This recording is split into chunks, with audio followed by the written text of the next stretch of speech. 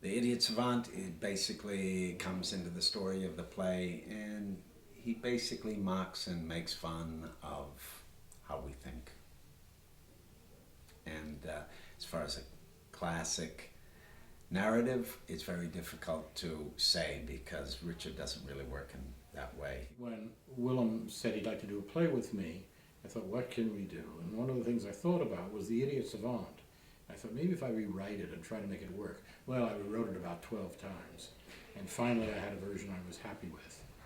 I just, for some reason, wrote these pages about this giant duck going into a restaurant, and the question was, does the duck want to eat a roast beef sandwich, or shouldn't the duck eat himself? It's just out of the reality and looking at all our everyday life from the outside.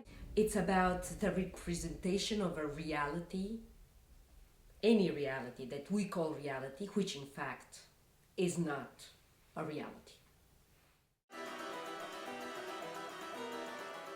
Well, all my plays are about how does one adjust your mechanism to better deal with not this daily life that we live, which does not interest me very much, but to deal with existing in some better way, in some better world.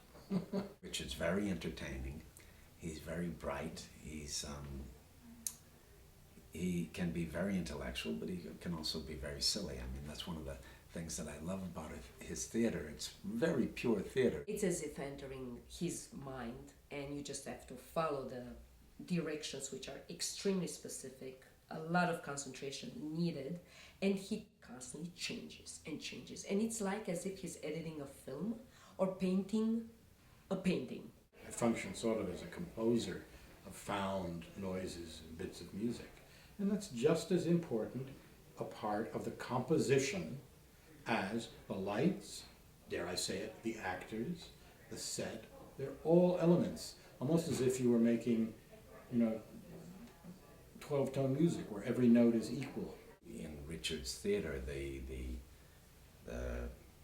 architecture is very alive. It's very informed by props and weird things that are specific. They don't really exist in the world, and actors are their relationship to those objects is at the heart of making the world. Expect like you're gonna go into this trip, like on a carousel, but just taking you up and down, and just let go and enjoy the weird reality that's up there.